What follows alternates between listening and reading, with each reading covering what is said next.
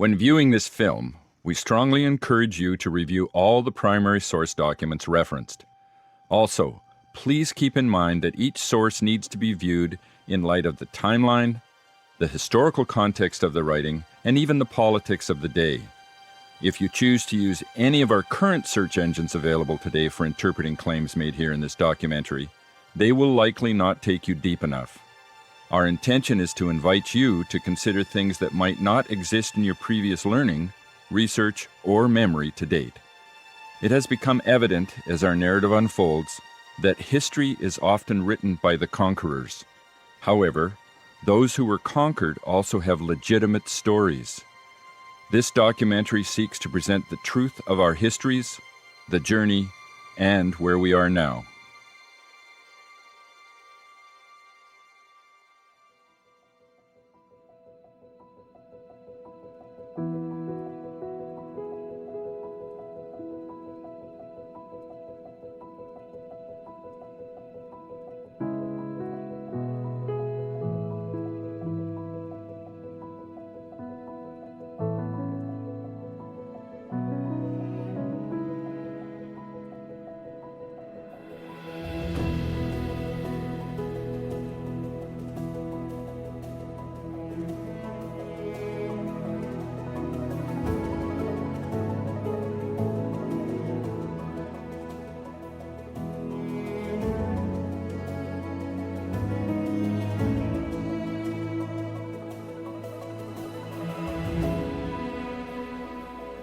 The national flag of Canada. A red rectangle, twice as long as it is wide, with a white square in the middle and a single red 11-point stylized maple leaf at its center.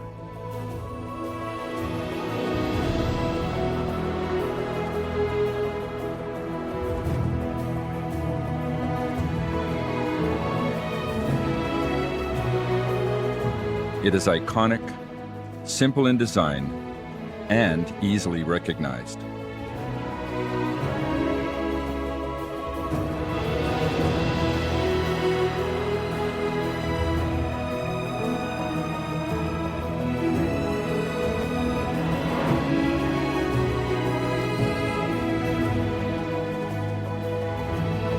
For over 60 years, this flag has been flown from flagpoles, buildings, vehicles, and even backpacks across the landmass known as Canada.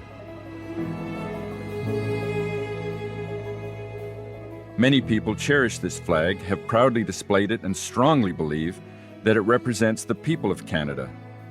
They believe it stands for free spirit, unity, and in recent times, even resistance against an oppressive government. The people believe that this flag belongs to them and that it represents the people.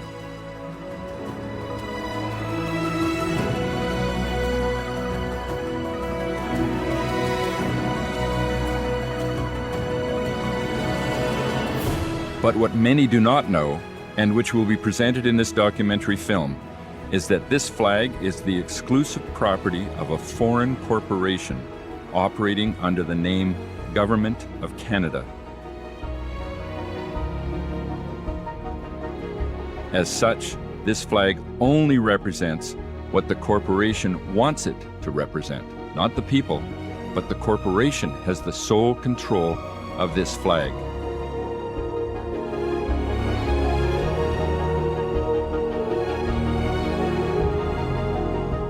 The corporation dictates the values and identity that are attached to its corporate symbol and trademark, the national flag of Canada.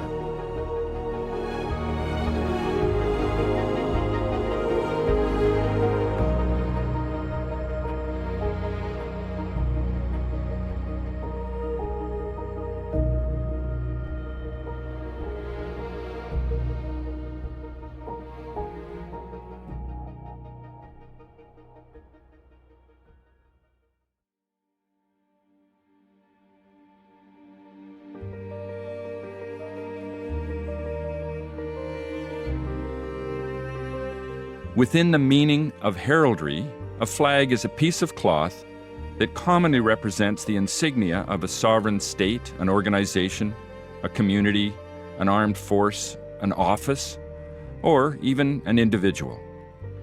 Originally, flags were mainly used in warfare, representing the identification of either friend or enemy. National flags commonly represent some aspect of a nation's history, culture, or even religion. For example, the Union Jack, the flag of the United Kingdom, combines the crosses of St. George, England, St. Andrew, Scotland, and St. Patrick, Ireland.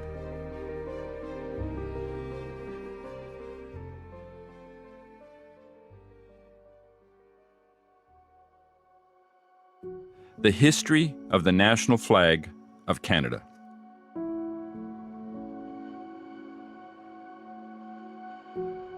The dominance of the British Empire in colonial British North America was symbolized by flying the Royal Union flag, also known as the Union Jack. Originally, this flag was adopted when England and Scotland were united in 1707. The cross of St. Patrick was added to the flag in 1801 when the union with Ireland was established. Since 1900, the Canadian Red Ensign has been flown from flagpoles across the Dominion of Canada. This flag originated from the Red Ensign, a red rectangle with the Union Jack in the top left corner. This flag was flown by the British Merchant Marine to show peaceful intentions.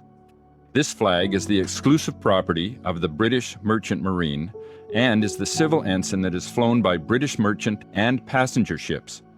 The Merchant Marine is not part of the Royal Navy or the British government. Permission was granted by the British Merchant Marine to the Canadian Merchant Marine in 1892 to fly the Red Ensign on their ships. The Canadian Red Ensign consisted of the original red rectangle with the Union Jack in the top left corner and added a coat of arms toward the bottom right corner. However, the British Merchant Marine never granted permission to fly the Red Ensign from flagpoles across the land of the Dominion of Canada. Although it has no legal status on land, it was unofficially used as a national flag. In 1921, an official coat of arms was granted to the Dominion of Canada by King George, and the Canadian Red Ensign was revised. In 1925 and in 1946, there were attempts to design a distinct national flag. However, those attempts were ultimately abandoned. Both times, William Lyon Mackenzie King was Prime Minister. As Prime Minister, Mackenzie King was appointed to the Privy Council of the United Kingdom on June 20th, 1922. The title of Right Honourable was given to members of the Imperial Privy Council. As described in the documentary film Canada: The Illusion, the Privy Council is a formal body of advisors to the monarch of the United Kingdom. This Privy Council acts as the executive government of the United Kingdom. Prior to the enactment of the Statute of Westminster in 1931, a number of Privy Council members were appointed to assist the Governor-General in the government of the Dominion of Canada. As detailed in the documentary film Canada: The Illusion, the Governor-General ceased to exist on December the 11th, 1931, when the Crown in Chancery gave up the title to the land that was the Dominion of Canada, a British colony. In 1925, that British colony was alive and well. In 1946, though, the Dominion of Canada had already ceased to exist. Each province became a sovereign nation in 1931 when the Statute of Westminster was enacted. Since the provinces never confederated, there has never actually been an independent country called Canada.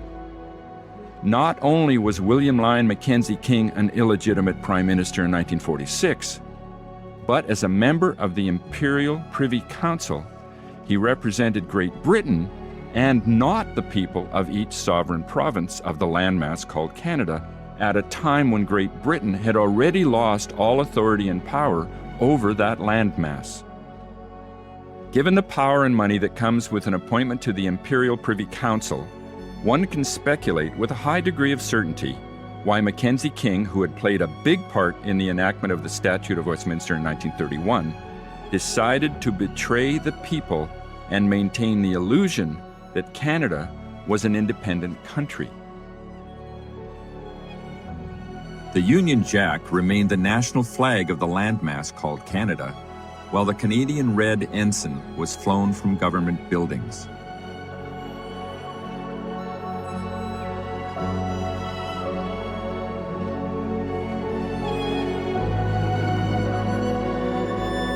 In 1957, the official coat of arms was slightly revised by changing the color of the maple leaf from green to red.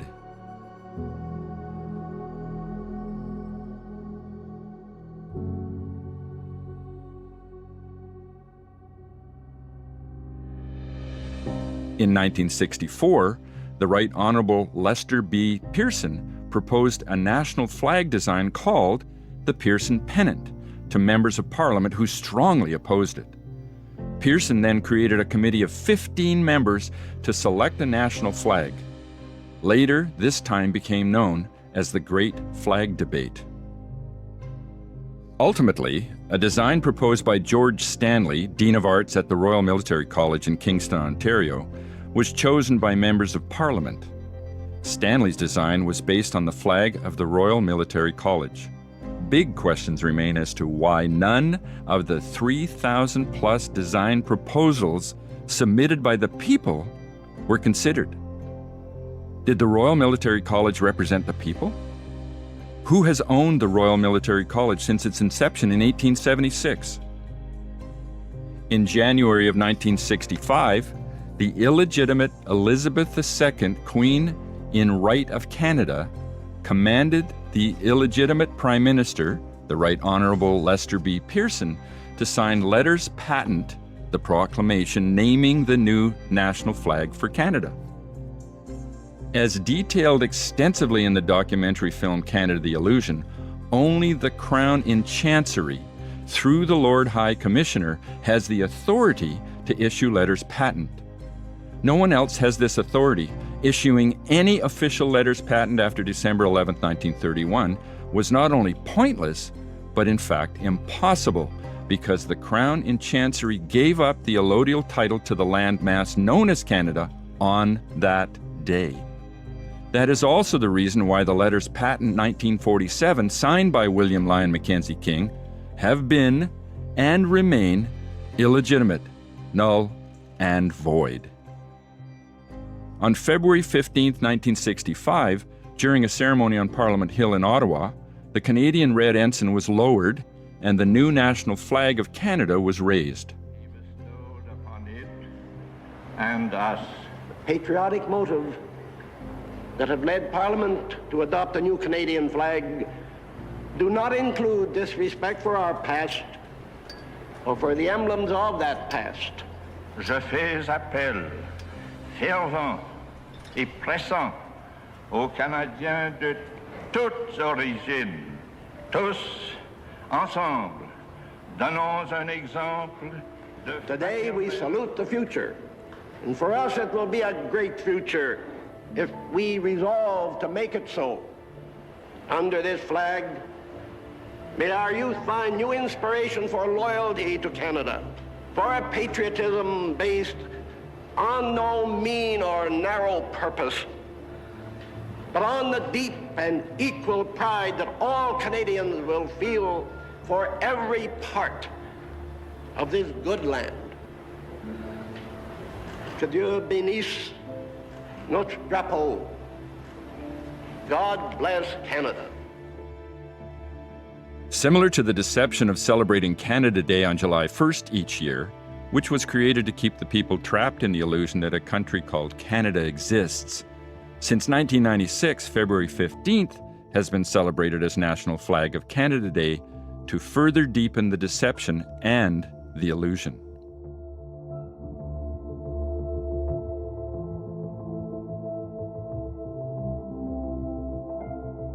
So, who actually owns the flag?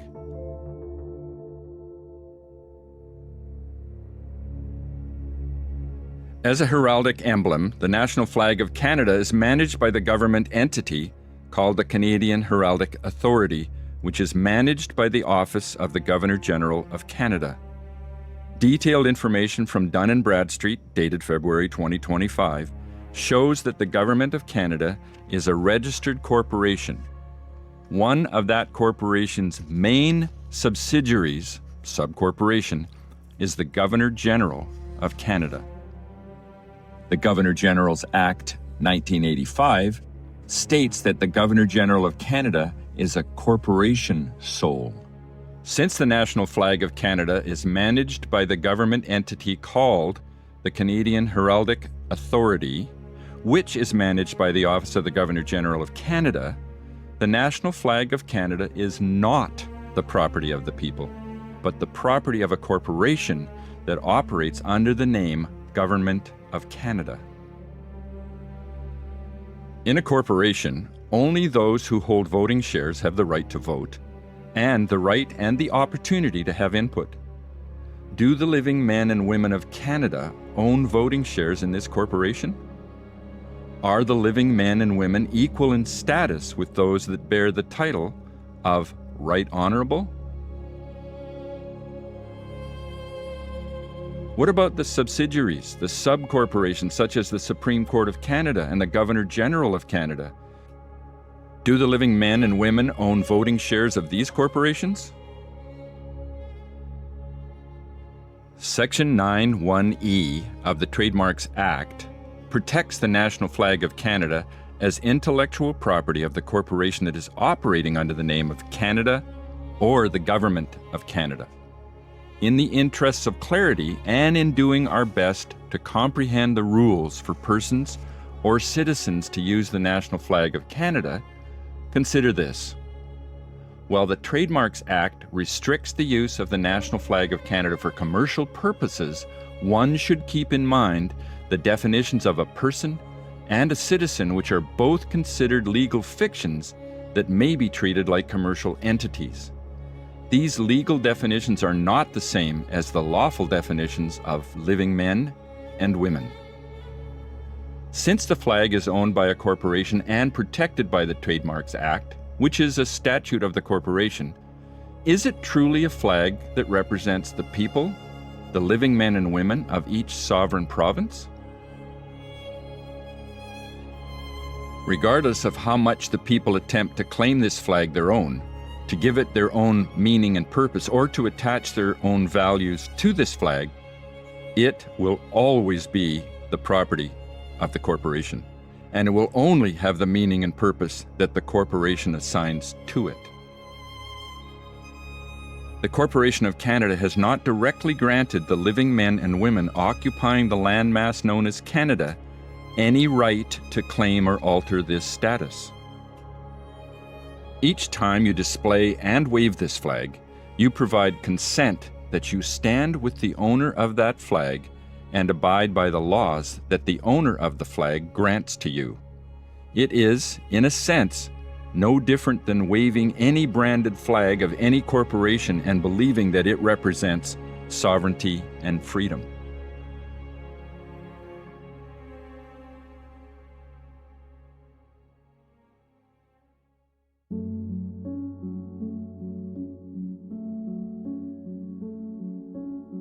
The National Flag of Canada Act is an act that was passed in 2012 by the corporation operating under the name Government of Canada.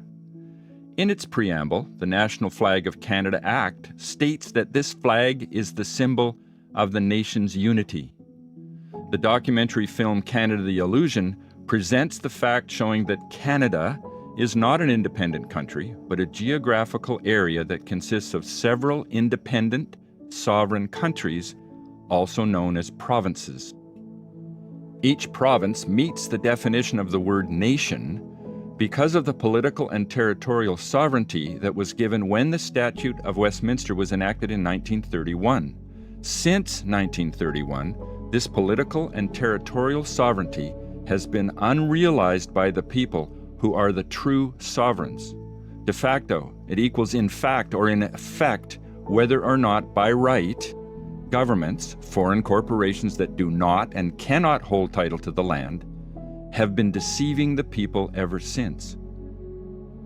Which nation, then, does this act refer to? The preamble further states that this flag represents the principles of freedom, democracy, courage, and justice, and that it represents all the citizens of Canada. What is the definition of a citizen? Black's Law Dictionary defines a citizen as a member of the civil state entitled to all its privileges. It also defines a citizen as a person, which is a legal fiction and not a living man or woman. Cornell Law School defines a citizen as a person who by place of birth, nationality of one or both parents, or naturalization is granted full rights and responsibilities as a member of a nation or political community.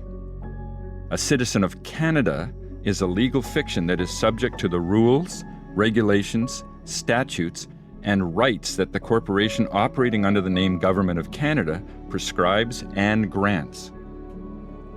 A living man or woman is not a citizen, but provides consent to be treated as a citizen by applying for a Canadian passport, for example. As a citizen, you do not have the right to use the national flag of Canada for anything other than what the owner of the flag, the corporation operating under the name Government of Canada, permits. Section 2.1 of the National Flag of Canada Act states that all Canadians are encouraged to proudly display the national flag of Canada in accordance with flag protocol. Interestingly, the established flag protocol as published by the government does not seem to authorize that the national flag of Canada can be worn, carried, or waved by an individual other than those in positions of honor in a procession. It is further interesting to note that the rules applied by the federal government are mandatory for use across all federal properties and during federal events, but are in no way mandatory for individuals or organizations.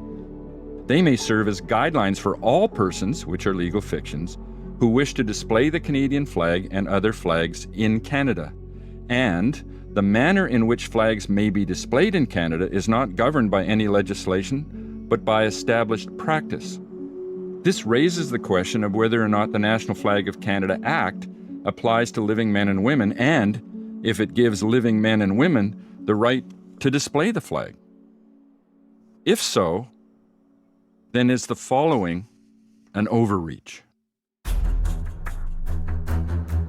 We are not limiting freedom of peaceful assembly. We are not limiting people's freedom of speech.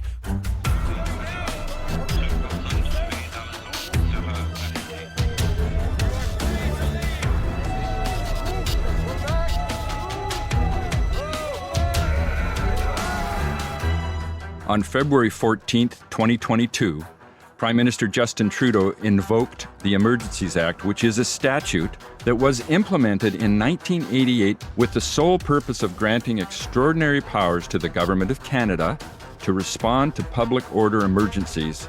Trudeau justified his actions as a response to ongoing protests against his government. This is about keeping Canadians safe, protecting people's jobs, and restoring confidence in our institutions.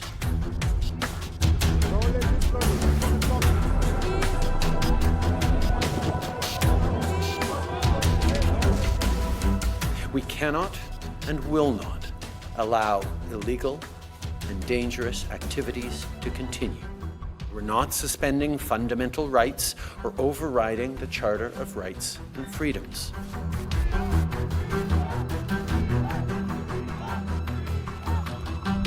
Deputy Prime Minister Chrystia Freeland explained in detail how the government would instruct financial institutions to freeze or suspend the bank accounts of those who participated in the protests without the need for a court order.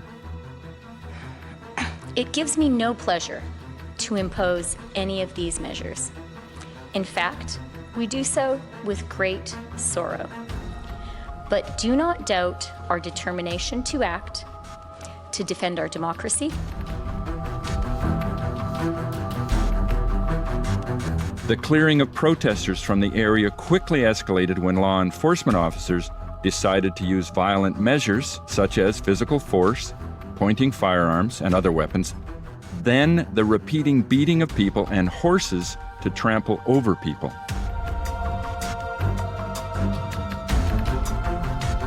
How is it possible for the corporation that operates under the name Government of Canada to take such drastic measures against peaceful people in a peaceful protest?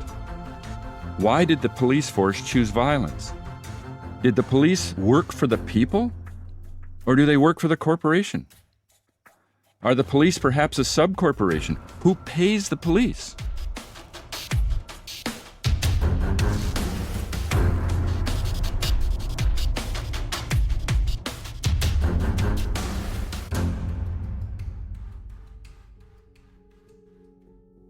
As we established earlier, the national flag of Canada will always be the property of the corporation that operates under the name Government of Canada, and it will only have the meaning and purpose that the corporation assigns to it. Each time you display and wave this flag, you provide consent that you stand with the owner of that flag and abide by the laws that the owner of the flag grants to you. Earlier, we raised the question of whether or not the National Flag of Canada Act applies to living men and women, and if the Act gives living men and women the right to display the flag.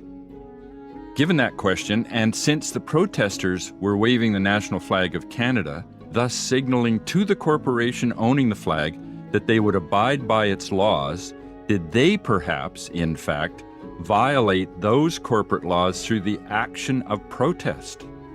Does the National Flag of Canada Act permit the people to wave the National Flag of Canada in protest against its owner?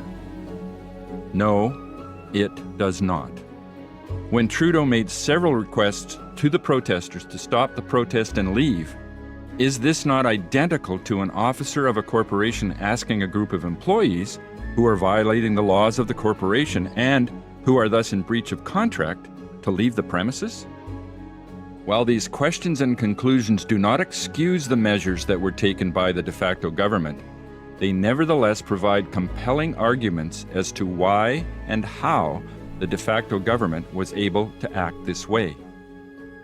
If the protesters had instead waved the flag of parley, a white flag that is used as a visual signal to request a ceasefire or to initiate a discussion between opposing sides, and not the symbol and trademark of the same corporation that they were protesting against, Justin Trudeau would have had no statutes on his side to justify what he did.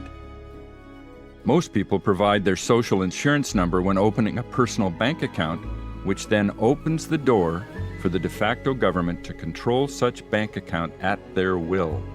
With that tacit agreement and the consent to abide by the laws of the corporation, the people give up their right to privacy and private property. The corporation is then within its right, based on internal corporate statutes, to penalize those who disobey the corporate laws and who it thus deems to be a threat.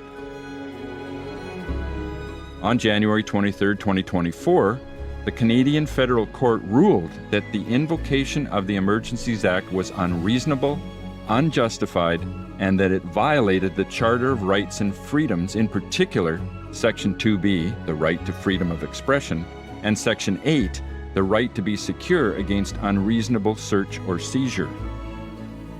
The documentary film Canada the Illusion presents in detail that the Charter of Rights and Freedoms was never ratified and enacted.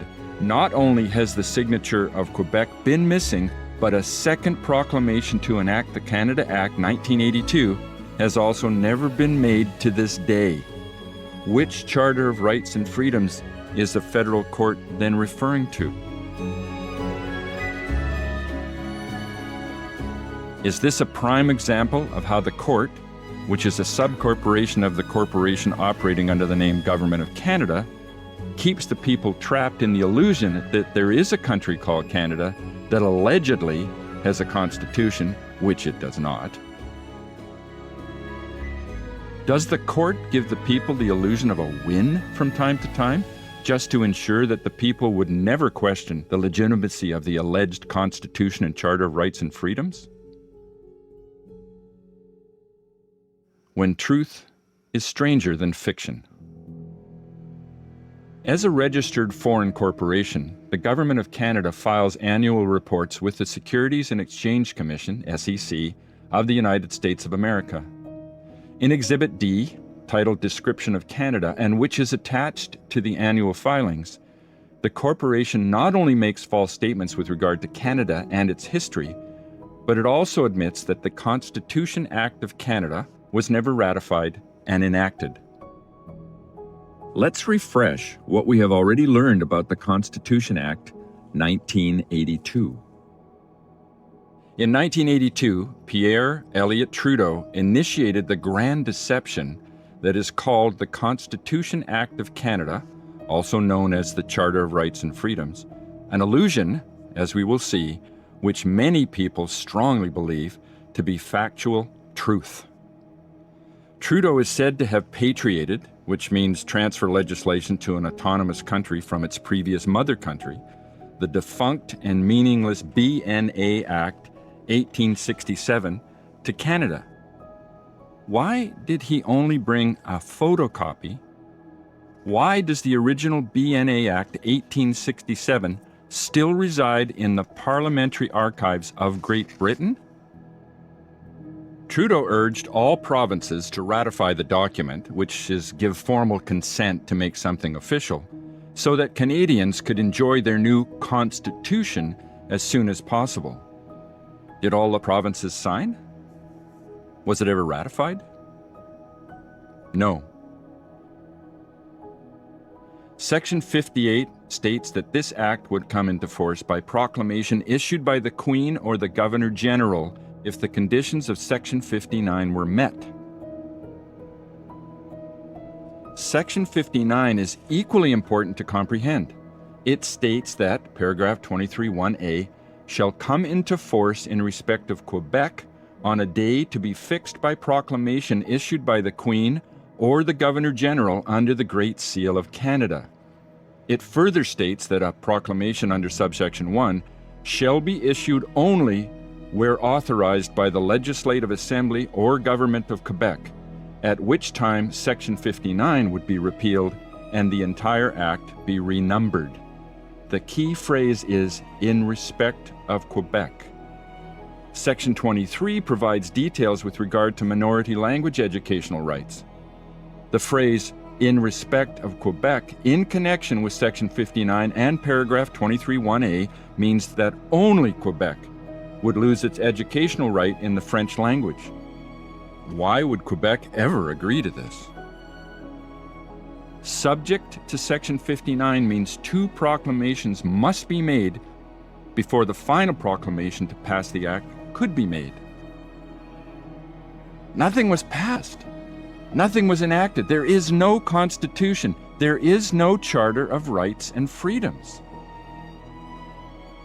Even the 1987 Meech Lake Accord and the 1992 Charlottetown Accord failed to enact the Constitution Act of 1982. In Exhibit D, titled Description of Canada, and which is attached to the annual filings with the SEC, the Corporation Government of Canada, not only makes false statements with regard to Canada and its history, as stated earlier, but it also clearly admits that the Meech Lake Accord and the Charlottetown Accord were not successful in enacting the Constitution Act 1982. In one section, it states that governments set aside the constitutional issue.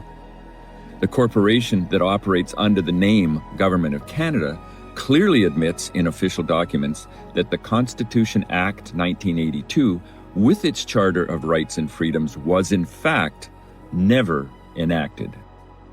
The statement that Quebec is legally bound by the Constitution Act 1982 is false and misleading, because Quebec cannot be legally bound by an act that was in fact never enacted.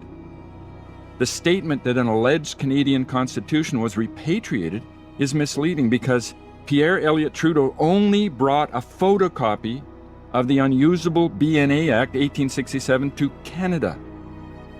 This document has had absolutely no validity whatsoever since December the 11th, 1931, and can never be reenacted or used by anyone.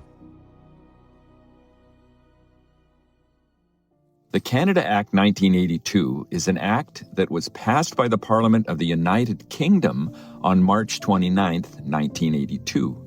Section 1 of this act references the Constitution Act 1982, which forms part of the Canada Act 1982 as Schedule B. The Parliament of the United Kingdom has not had any executive power or authority over the landmass known as Canada since December the 11th, 1931, when the Statute of Westminster was enacted. Since it is a statute of the United Kingdom, the Canada Act 1982 is an unlawful act with regard to each sovereign province of the landmass called Canada, and it does not apply to the people of each sovereign province. The schedule to the Constitution Act 1982 renames the BNA Act 1867 to the Constitution Act 1867. It also renames other BNA Acts accordingly. Since the BNA Act 1867 and subsequent BNA Acts always have been and still are the property of the Parliament of the United Kingdom, that Parliament can certainly rename their acts to whatever they please. But this has no meaning whatsoever for each sovereign province of the landmass called Canada. This deceitful act of renaming historic documents, which became irrelevant on December the 11th, 1931, contributed to the illusion that a country called Canada exists and that it has a constitution, which it does not. The Corporation Government of Canada has repeatedly issued bonds and registered those with the SEC. What is possibly used as security for those bonds? And what gives His Majesty and Right of Canada the authority to issue bonds worth billions of dollars? To answer these questions, we need to refer back to the Statute of Westminster 1931. Prior to the enactment of the Statute of Westminster, the Government of Canada was composed of a Governor-General and a select committee of the Imperial Privy Council. Any member of the Imperial Privy Council was a member of the Government of Canada. The House of Commons, the Senate of Canada, the Privy Council for Canada, appointed by the Governor-General, and the Lieutenant Governors of the province were to aid and advise the Governor-General in the government. The Governor-General was the sole government. Neither the Legislative Assembly nor the House of Commons were responsible to the Canadian people. They were responsible to the Governor-General only. The first letters patent to constitute the government were issued to James Murray, appointed as the first British governor of the province of Quebec in 1763 by the Lords of Trade and Plantations for the province of Quebec. These are documented as Sessional Paper Number 18 in the official archives of the Dominion of Canada. The Dominion of Canada was defined as a colony of Great Britain. By means of Section 6 and 12 of the BNA Act 1867, the Crown in Chancery ensured a continuance of executive government exercised by the Governor-General, which was first established in 1763. Canada could not have two central governments. The letters patent issued to James Murray in 1763 already constituted the executive government of the colony. The BNA Act 1867 did, therefore, not constitute the Dominion government. It only strengthened the authority of the Governor-General.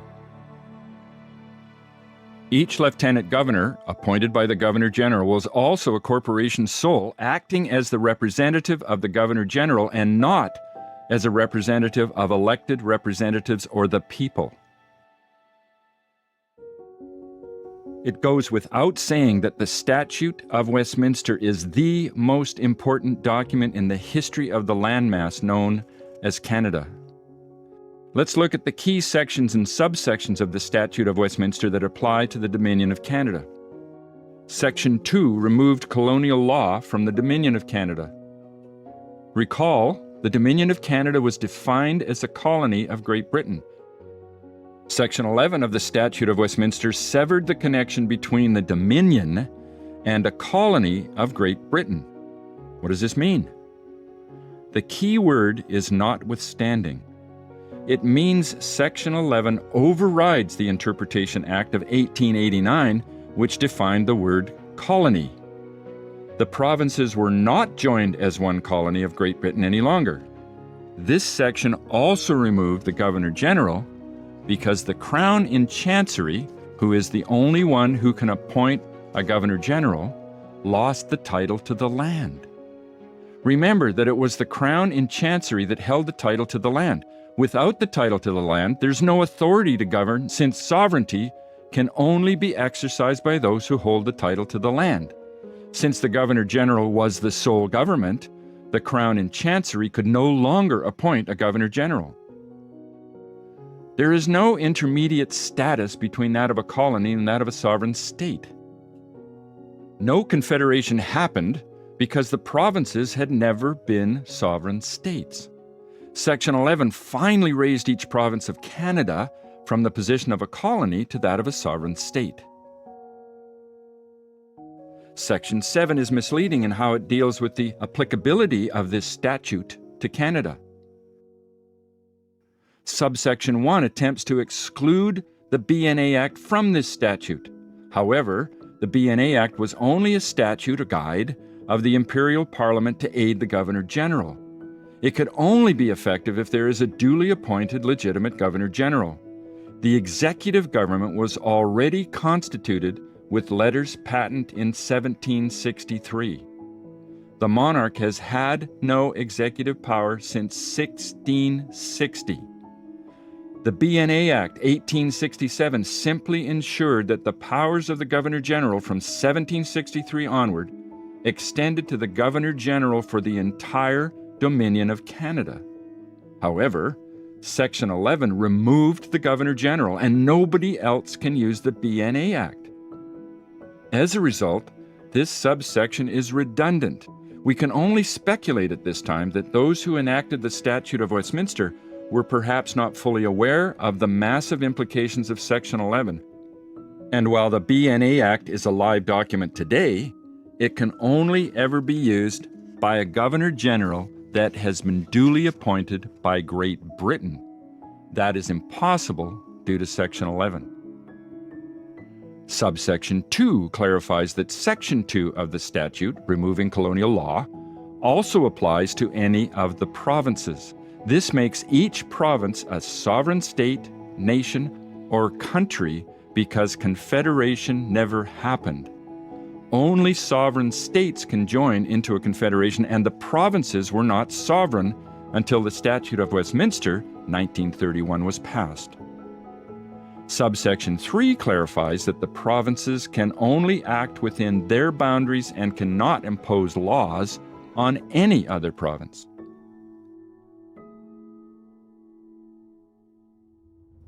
The requirement in the preamble that the parliaments of all the dominions and the UK must agree on any changes does not apply because Section 11 removed the status of dominion. We can again only speculate at this time that those who enacted the Statute of Westminster did not fully comprehend the massive implications of Section 11, and perhaps that was the intent of Russell Rogers Smith, who was supposedly consulted by William Lyon Mackenzie King during the finalizing of the draft of this statute in 1930. So let's briefly review these points again. Section 2 removed colonial law from the Dominion of Canada, which was a colony of Great Britain. Section 7 removed colonial law from each province. Section 11 removed the status of colony, which immediately ended the Dominion of Canada because the title to land was held by the Crown in Chancery. Section 11 also immediately removed the Governor-General, who could only be appointed by the Crown in Chancery. There is no intermediate status between that of a colony and that of a sovereign state. Sovereignty and the ownership of land go hand in hand.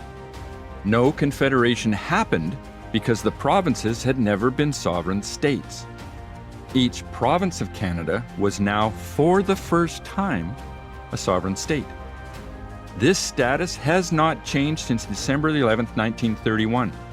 No province has held a constitutional assembly by the people. No province has seated a de jure lawful government by the people. As a result, every politician, every governor-general, every prime minister, every law, every act, everything has been illegitimate since December the 11th, 1931. Anything that was passed after this date is not applicable to the people of each province. The people, the living men and women of each province and territory, have been the sovereigns of each respective province and territory since December the 11th, 1931. Neither the corporation that is operating under the name Government of Canada, nor the Crown and the Crown in Chancery or the British monarchy has had any title to the land since December the 11th, 1931.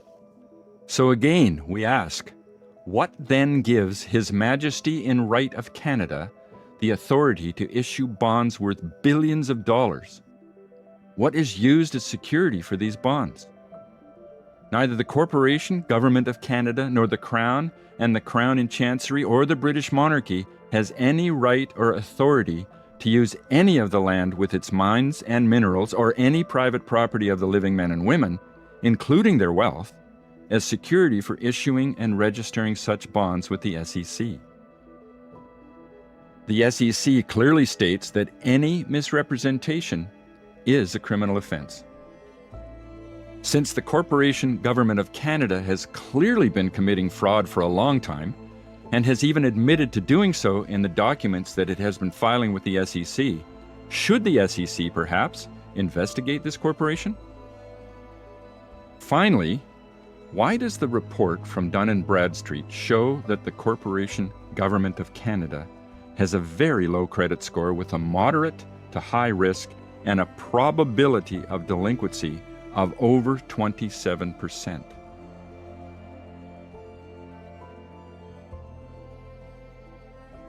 What does the future hold? A foreign corporation that has been operating under the name Government of Canada, a de facto government, has been deceiving the people on the landmass known as Canada since December the 11th, 1931, when the Statute of Westminster was passed. Again, since December the 11th, 1931, every law, act, statute, bylaw, regulation, etc., has been unlawful and only represents an internal corporate statute. However, through tacit agreement, the people provide their consent to abide by these internal corporate statutes. The de facto government controls the people through their consent. In contrast to 1776, when the colonists of the 13 British colonies to the south had to fight a violent war to gain freedom and independence, the people of each sovereign province and territory have had full freedom, independence, and sovereignty since December the 11th, 1931, and thus do not need to fight for it. The sovereign people of each sovereign province simply need to hold a constitutional assembly to determine and ratify a constitution for their province, but strictly without any corporate interference whatsoever. None of the corporate politicians need to be asked for permission. None of the unlawful acts, such as the Clarity Act 2000, need to be taken into consideration at all. Why? Because they only apply to the corporate illusion and not to the sovereign people, the living men and women of each sovereign province. No attorneys, lawyers, judges, legal scholars, or so-called constitutional experts should be allowed to participate in any decision-making. Advice and consultation can certainly be obtained, but it is strongly recommended that such advice only be from truly independent outside sources such as legislative councils and sheriffs from a selection of sovereign states or republics of the United States of America. The corporation that has been operating under the name Government of Canada, with all its subcorporations and including the corporations that operate as municipal governments and provincial governments, must be held accountable, dissolved, and replaced, together with all their symbols and trademarks, which include the national flag of Canada. Waving and displaying the Canadian flag is not a symbol of freedom and free spirit, because it is the symbol and trademark of a corrupt corporation. When you wave this flag, you are submitting yourself to the color of laws of the corporation. Regardless of how much the people attempt to make this national flag of Canada their own, to give it their own meaning and purpose, no matter how much the people try to attach their own value to this flag, it will always be the property of the corporation, and it will only have the meaning and purpose that that corporation assigns to it. The corporation has not granted the people any right to change any of this. One may argue that this symbol and trademark of the corporation, the national flag of Canada, could perhaps be used for a new purpose once the corporation has died, once each province and territory has ratified a proper constitution, and once the provinces have agreed on an actual confederation. But why? Why keep a flag that has been based on lies and deceit? A flag that was not chosen by the people, a flag that represents slavery, theft, and fraud? Perhaps it would be better for the people to choose a new flag, a flag that represents their values, their freedom, and their independence.